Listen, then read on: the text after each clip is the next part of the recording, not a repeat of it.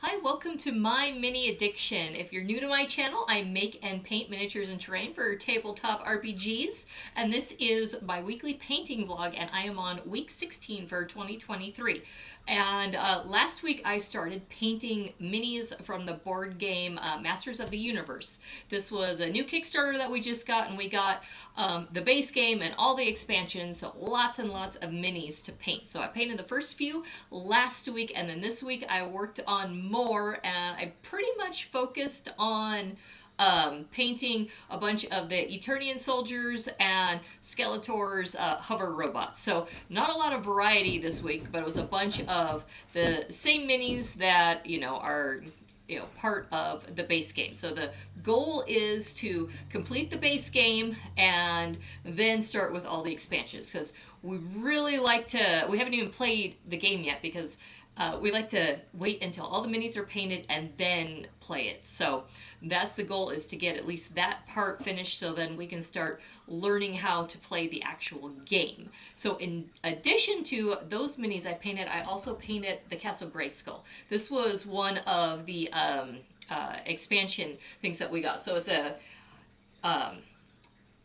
you can it's got, parts of it are playable, and oops, I'm not even holding it in the camera. So it is a playable piece, and it has a piece of terrain that it sits on, and then when you open, the drawbridge, so there's different things. I haven't looked at how the, it's how this part of the game works, but it's pretty cool. You don't have to use the actual model of the thing for the expansion where you're actually defending the castle, but it's pretty cool, to actually use it. And then there are some different accessories that go with it that I haven't painted yet, so gonna work on that. I did have a struggle with painting this, so crazy stuff that happened this last week. So it started off with, finding that my cat had killed a bat. Now, Guinevere is an amazing hunter, and, has gotten mice and birds and different things that have found their way onto his little porch, and somehow a bat got onto this enclosed cat porch that we have. So, questioned regarding rabies, so had to quarantine the cat, had to ship the dead bat to the university for testing, and that was an interesting process.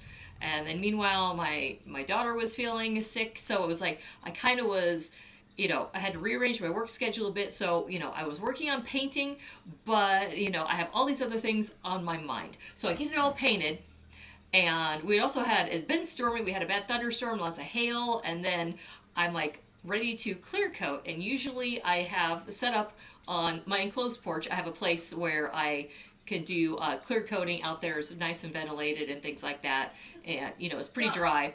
But what ended up happening, because the cat is quarantined out there, so I'm like, oh well, I'll just go do it on my front porch, no big deal. Did not realize just how much moisture was in the air. It was kind of misting, and the wind was blowing in, and I'm like, okay, I'll just do this really quick because I got other stuff to do.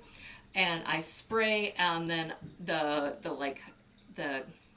aerosol, caught with the rain or something, and all of a sudden splattered just white dots all over it. And I was like, I was so like devastated. I'm like, I was in too big of a hurry and wasn't thinking. So don't ever do that. Make sure the conditions are right if you're going to do an aerosol clear coat. Yeah, so sad. I tried to fix it, and no, what ended up, everywhere that was affected, I had to go back down to the base coat and repaint. So I made sure that I took my time and found the time to go back in, fix it, do it right how I should have done it the first time. And then when I went to go clear coat, a different day, it was nicer weather, I'm like doing test sprays, making sure that nothing's going to happen to it, and so everything turned out better, but lost a bunch of time because I had to basically paint this twice. So yeah, not gonna do that again. That was just not thinking, and created a whole disaster. So learn from my mistakes, you guys. Don't try to do a clear coat when it's just like really wet outside, even if you're not in the rain. Okay, so let's see. It's no new minis this week. I'm still, 3D printing stuff for the Fantasy City. I've got the working on the spellcasting hollow right now. There's a few pieces that I think I'm just going to paint up. Not sure if I'm going to actually do video for their... I mean, they're cool, but not like a whole building, because if you've been watching my little series on making a fantasy city, I've been doing the time-lapse painting for the buildings. The apothecary is still sitting right over there, and I need to finish it. This week wasn't a good week for that. But I have a couple other things that are a couple artifacts that are just smaller pieces. The sanctum is, I consider more of a smaller piece, so probably not going to do time-lapse painting on those, but we'll just end up showing you the completed versions of them. But yeah, I still need to, once the apothecary's done, moving on to the battle, the Mage's Battleground, so the big arena. So that's going to be a big process too. So anyway, yeah, no new minis added. Still working on the Fantasy City stuff.